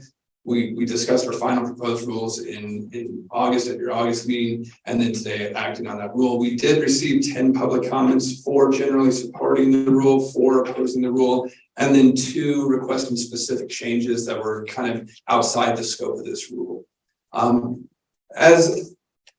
just a little bit of background, you know, our harvest is only for, we have many protected furbearers. We only allow harvest for those that are abundant and have pretty robust populations. We do have season lengths that establish a limited window for harvest, so there's not necessarily a bag limit, but we do set season lengths that do limit the availability of harvest of those species to really try to get out protecting some of it and make sure it's sustainable. We do have license reporting requirements that require individuals that do harvest furbearers to report that harvest on an annual basis, so we could track trends in harvest, et cetera. We do track populations as well through different meetings and methodologies. For example, I gave you a presentation on Swift Fox a few meetings back on how we really looked at that as one furbearer population that we were maybe more concerned with than others. And in the rule, it does have a provision in there where if we see something that we do not believe is sustainable, the director can set an annual bag limit for a species. Again, there are no specific bag limits currently in rule, but he or she or the future director could set that. I think another thing is important to discuss. We can at any time, or the commission could direct the department to open that rule and set specific bag limits. Or if we saw an emergency situation, we would request the commission take up an action to put those in there. Right now, we don't see that. Really what you're seeing with our rulemaking process every 4 years, the way it is right now is formality, just hearing it. I think a better approach is for us to show you the data behind it every few years so you can see it, or at any time the commission would like to see kind of an update on furbearer populations. Another aspect of it is the legislature did eliminate trapping on public lands that went into effect in April of 2022. That did start limiting harvest pretty significantly across many of our furbearer populations. So the only proposal that we have, currently the rule is a 4-year rule. You're hearing it today because the rule expires. We're proposing no changes to the overall structure of bag limits or no bag limits, the season dates, et cetera. All we're proposing is to make that a permanent rule so we don't have to go through the formal rulemaking process every 4 years. Again, as we committed to the commission multiple times, we would more than happy to come in front of you, give update on furbearer populations, different research we're doing. There's many protected furbearers that we don't actually harvest. Pine martens, for example, that would be a prime example to give an update, show you what the population status is on that, some of the research we've done. So that the commission or the department is just recommending that this be a permanent rule. The provisions in there still protected. If we see an issue come up, we come in front of you and then update the commission frequently on furbearer populations. So with that, I would take any questions you have.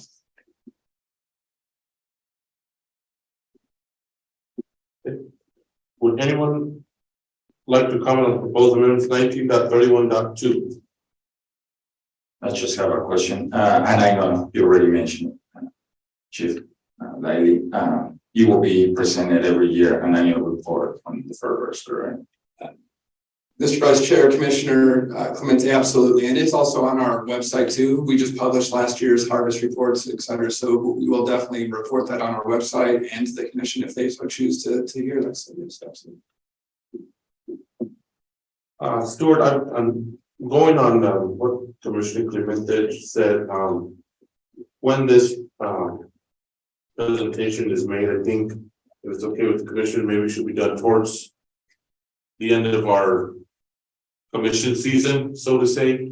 That way we get a full picture and we're prepared to go into the next year. That's how long does it take you to get the data for something like this? Mr. Vice Chair, we typically receive, so Furbear harvest reports are due around April 15th annually. We do get a few late reports, but we analyze the data and have it available midsummer at the latest on an annual basis. So, you know, fall time period is definitely a time when it would be relevant before when the next season's going to start. Great. Is there any questions, comments from commissioners abroad?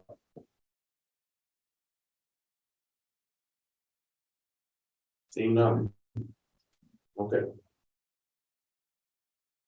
Are there any witnesses from the public that would like to come forward? Any online? Vice Chair, we have no online comments. Are there any exhibits on the public to be entered in this record at this time? Mr. Vice Chair, there are none. There are no exhibits submitted into the record from the public. Those that registered and participate in the hearing will be included in the attendance and on the attendance sheet. At this time, the attendance shall be marked as admitted as Exhibit 6. The comments submitted and testimony heard today during the rule hearing will be reviewed by the commission and discussed during open session of today's meeting. The commission will vote on the proposed amendments at this time. I want to thank everybody present for the participation today. Let the record show that this rulemaking hearing was adjourned at 10:30 a.m.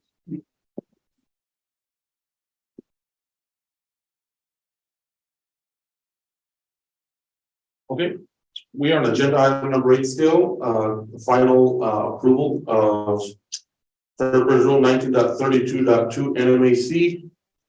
Is there a motion? As someone to adopt the proposed changes to 19.32.2 NMAC as presented by the department and allow the department to make any minor corrections to comply with the filings of the rule with the state records and archives.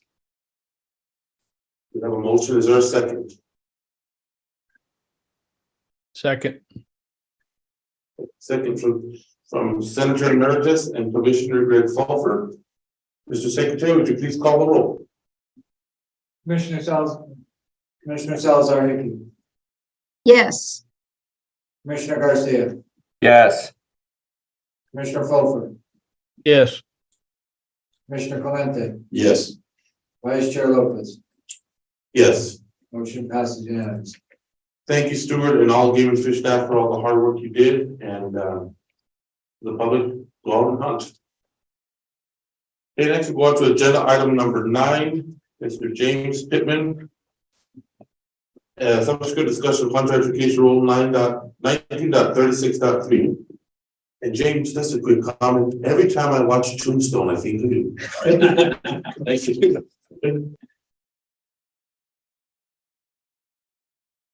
Good morning, Vice Chair Lopez, members of the commission. I'm James Pittman. I'm the Chief of Information and Education Division.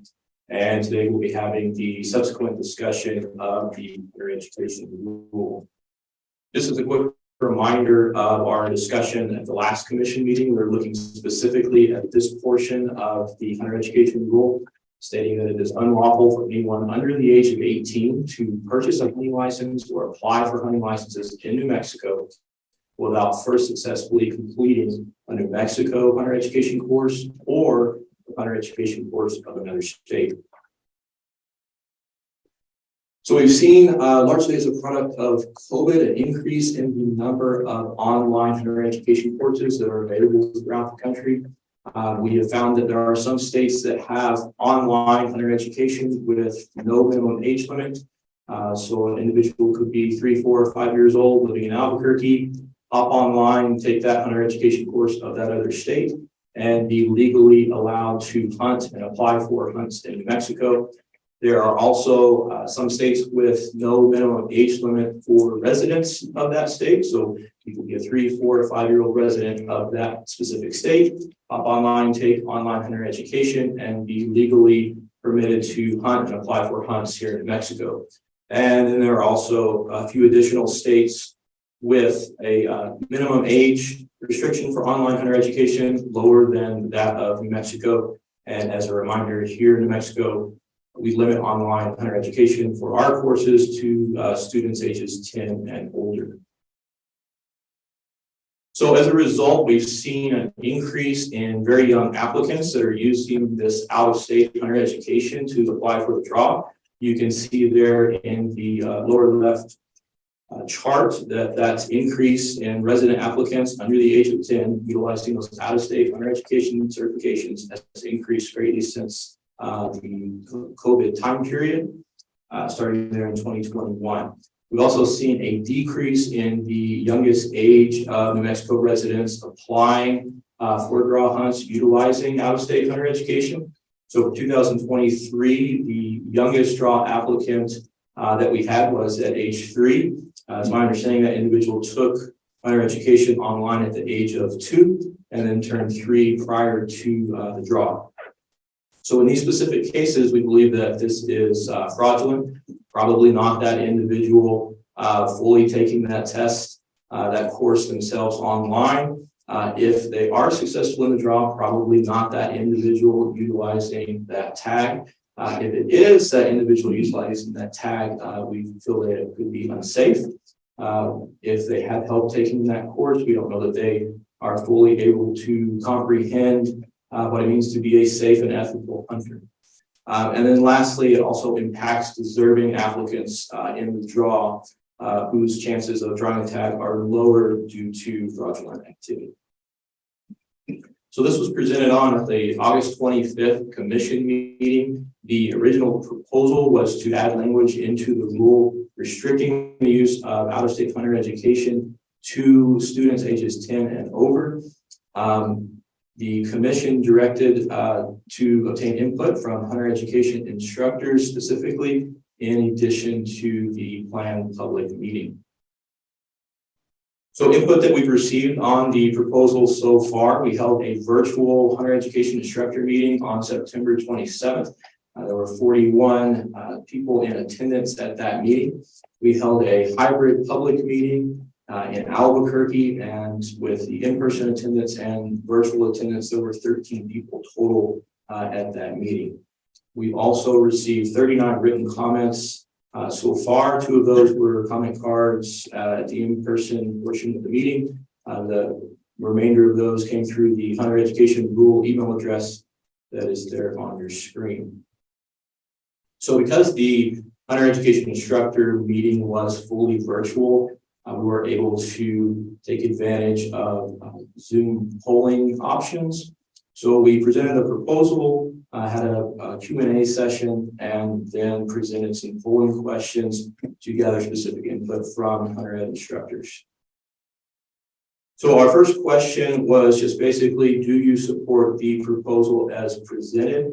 As you can see, 38% of hunter ed instructors said absolutely, fully support the proposal as presented. 53% yes, we support the proposal, but there are things that we would consider changing, such as reducing the age limit, increasing the age limit, applying it only to online hunter education. And then there were 9% that said, no, we do not agree with the proposal, but it is an issue that should be addressed. And as you can see, there were no instructors that thought that this was not an issue that needed to be addressed. So from there, we dove in a little deeper in the polling questions, asking specifically if they were putting this proposal together, what age would they use as the cutoff? As you can see, 52% of hunter ed instructors said that they would use age 10 as that cutoff. The next highest category was age 8 with 15%. And there were no instructors that suggested age 5 or less. Kind of a similar question, but coming at it a little bit differently. We asked the instructors when they felt at what age an individual could safely and ethically hunt big game species. As you can see, 49% of the instructors felt that age 10 was that cutoff point. And again, the next highest category being age 8 at 18%. And again, there were no instructors that suggested age 5 or less. So very good meeting and a lot of good discussion and information. So looking at the written comments that were submitted, these are comments from both higher education instructors as well as the general public. We received 39 written comments to date. 17 of those were for the proposal, 5 were against the proposal. And then there were 17 that provided input either on higher education or the issue at hand, but did not directly state if they were for or against the current proposal. Input that pertains to the higher education program in general, talk about things like getting rid of ventured youth, getting rid of online higher education, and things like that. The comments pertaining to the proposal discuss lowering the age to 6 or 7, making it mandatory for residents to take New Mexico's higher education, applying a fee for use of out-of-state higher education, and things like that. There was also a comment on the availability of higher education in rural New Mexico. And that is a discussion that also occurred in the general public meeting. We had representatives online from rural New Mexico who were concerned with the proposal and how it would impact those areas. So specifically in rural New Mexico, there were concerns that currently in-person courses may not be as readily available for some very remote areas. You may have to drive a long way to get to that in-person course. And when those in-person courses do occur in those areas, they fill up very quickly. So there was a concern over the higher demand for in-person courses than our staff and volunteers can currently supply. There was also a comment regarding rural New Mexicans living close to our adjacent states and utilizing those states' higher education courses when they're closer than our New Mexico courses, specifically Arizona and Texas. And then in some cases, online higher education is the best option available in some remote areas of New Mexico. So taking those concerns into account, we looked at our neighboring states. So Texas has a minimum age of 9 for their in-person higher education. Arizona has a minimum age of 9 for both in-person and online higher education. Just as a note, Colorado does not have an online only course, but their in-person and hybrid courses do not have a minimum age associated with that. And then there are also 2 other states that have a minimum age of 9, Idaho and Kentucky. And then looking back at the polling data from the higher ed instructors, again, asking about that age cutoff, where that would be the highest, again, age 10, second highest, age 8, age 9 fits between those 2. And again, referring to the question on when could a youth safely and ethically hunt big game, again, age 9 between the 2 highest responses of age 10 and age 8. So in an attempt to address the concerns presented by the rural portions of the state, we are proposing modifying the proposal to add language to the rule that restricts the use of out-of-state higher education to students ages 9 and older. Regarding next steps, would be to set a hearing date. The earliest rule hearing date we could have would be the next commission meeting, January 12th, 2024. If we have that hearing at that time, there would be the possibility of implementing this rule for the 2024-25 license year. Scheduling a hearing at a later commission meeting would probably result in a later implementation of the rule. And with that, I will take any questions.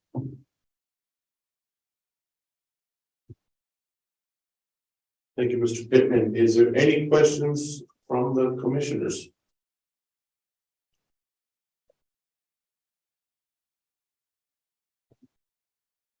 Okay, nothing from in-person commissioners, those abroad.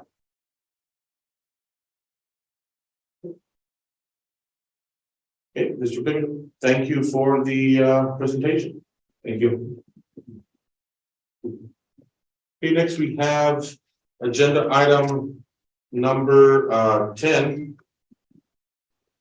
And that's Captain Matt Anthony, soon to be RET. Captain, and you're doing a city preserve application.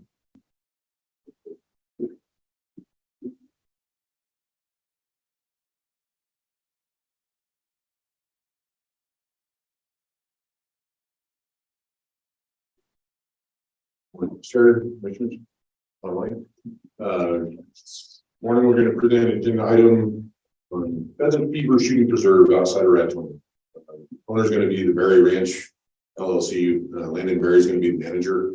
If you remember, a year ago at the October Commission meeting, we presented his other shooting preserve, which was south of Raton. This one's going to be located about 12 miles east. They're looking to expand their operation a little bit and provide some other opportunity during the later big game seasons. So moving forward. So our authority under 17.336 gives the commission the authority to grant and approve these.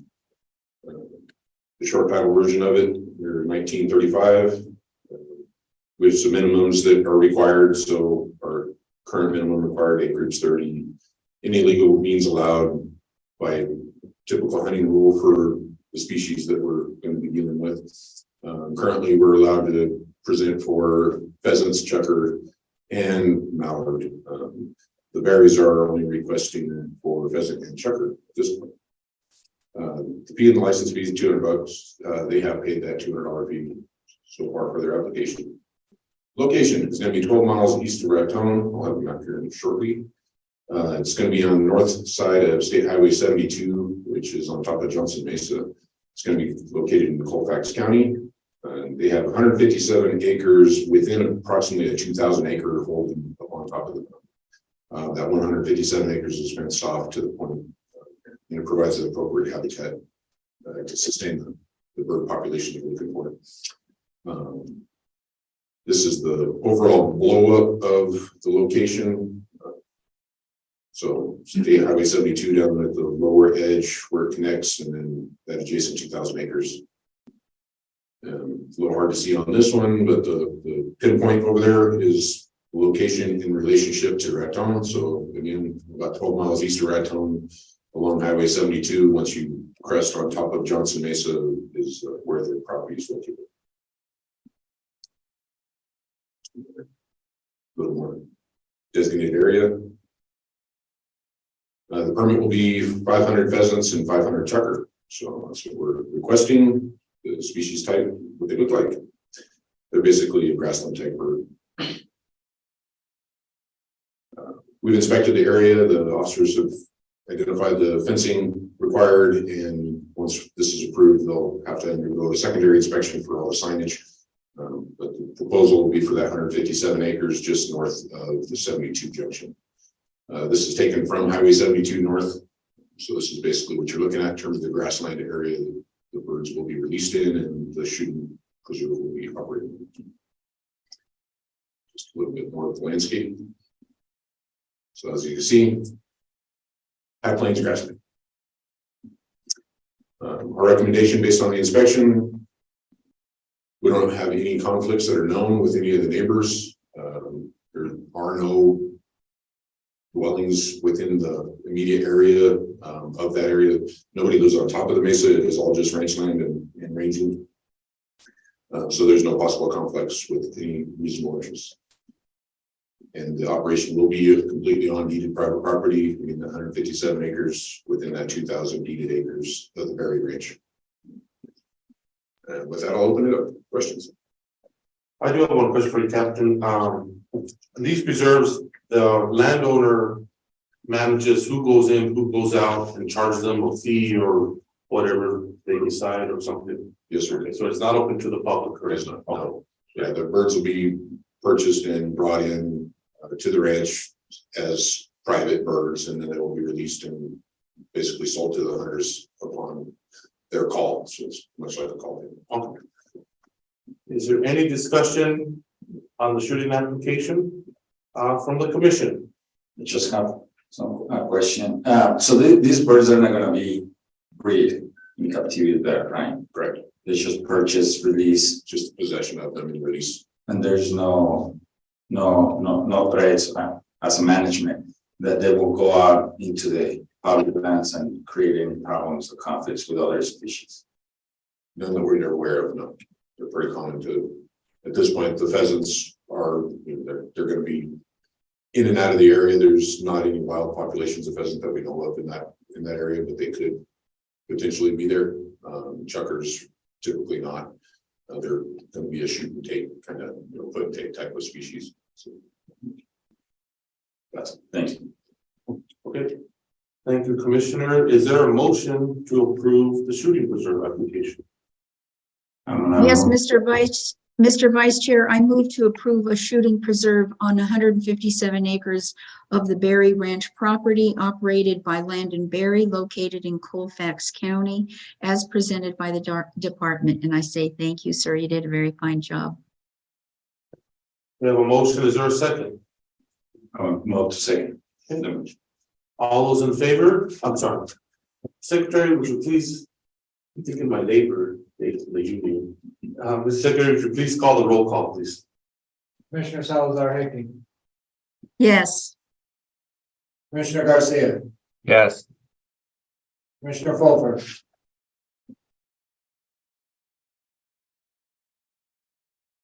Yes.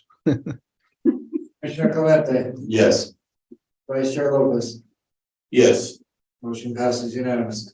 Thank you, Captain, for the wonderful presentation, and I guess this is the last one we're going to see. it is.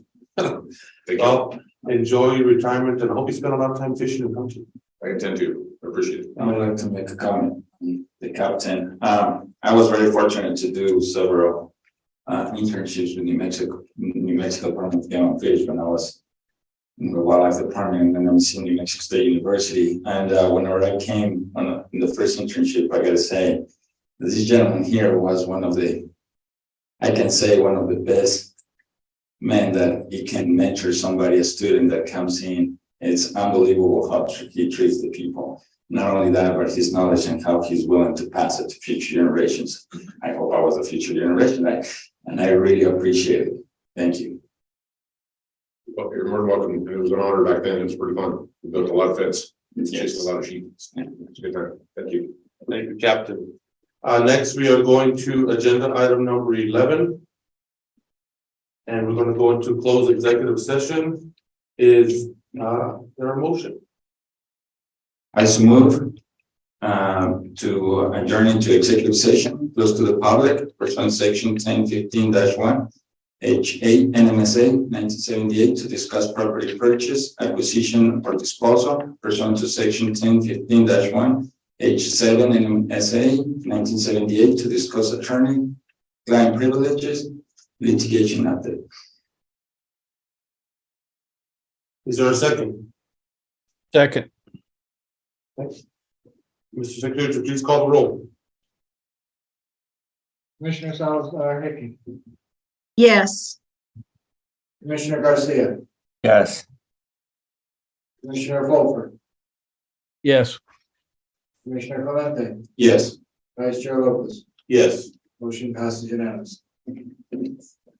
We are now adjourned into executive session.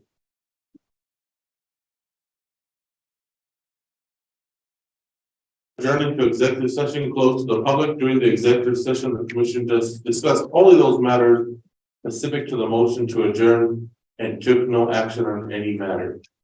And that was a very fast executive session, folks. One of the best ones.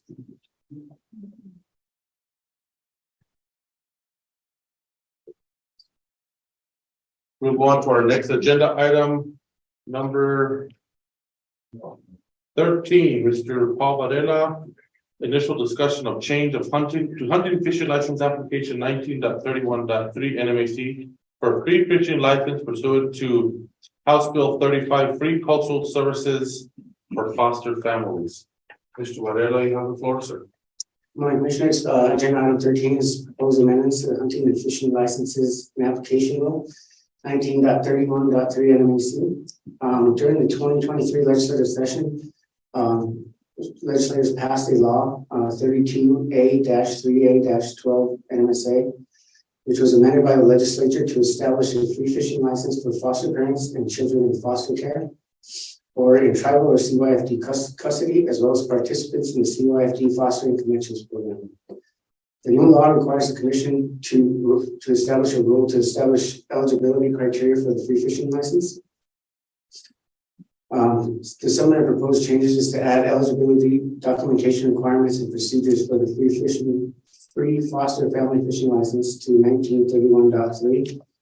Some of these eligibility requirements would require a foster parent certification card from CYFD, a letter from CYFD as a caseworker stating who the children are. The third thing is a letter from the tribe if showing to foster care kids proof of identity. And third, or the last thing is these would need to be established at the area offices because we do not want to have vendors establishing eligibility criteria for foster families. And with that, any questions? So you were saying that they would have to go, Chief Varela, to the one of the regional offices in order to do it. Okay. That's correct. I think this will be very good for New Mexico, especially during the trying times we're going through now with childcare, and especially I know an organization in Rio Riba County, Las Cumbres Community Services, who has there's a lot of foster stuff with children, and also gets them outdoors that we can be a good experience for them.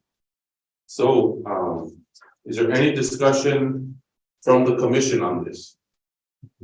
I'm just going to say a comment. I appreciate things like this. I'm as well the president of a clinic, which is La Clínica Familiar Lamsal in Doñana County.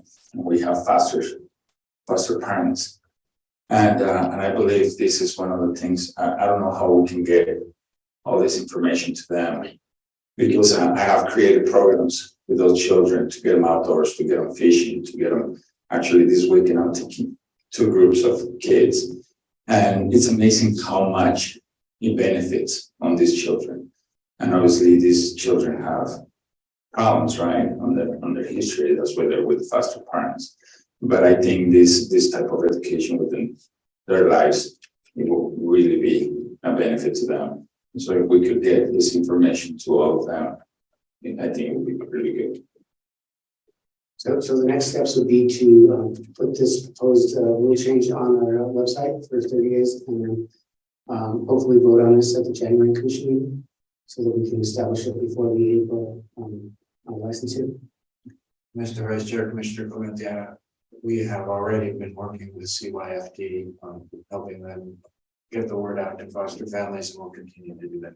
Thank you, Mr. Secretary. And I just do have a quick comment from Carrie Romero related to this topic, correct? Yes, I know, shocking. Yes, thank you, Mr. Chairman. I'm Carrie Romero with Council of Officers and Guides, but actually my comment is on behalf of my friend Marilyn, who's the Executive Director of New Mexico Child First Network, and she is actually at a CYFD meeting today, so she could be here. So I told her I would speak on this topic, but I really was hoping you guys would stay in executive session longer so that I could write my comments down. I would sound more educated, but that didn't happen. So I'll just say from what she has told me, first of all, they're very, very grateful for this legislation that just passed, and they're in favor of the rule.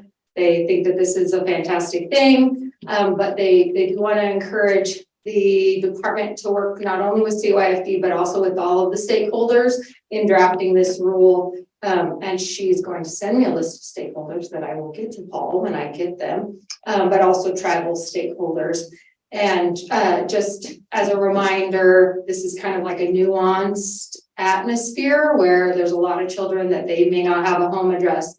They might not know their social security number. They may not even be placed with a family. They might be in the dependency of an agency. So those are all factors that are going to play into how you verify these children. So anyways, thank you. Thank you.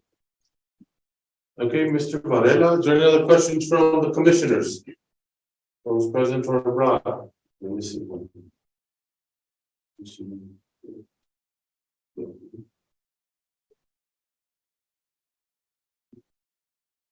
I think we have enough to do non-action items.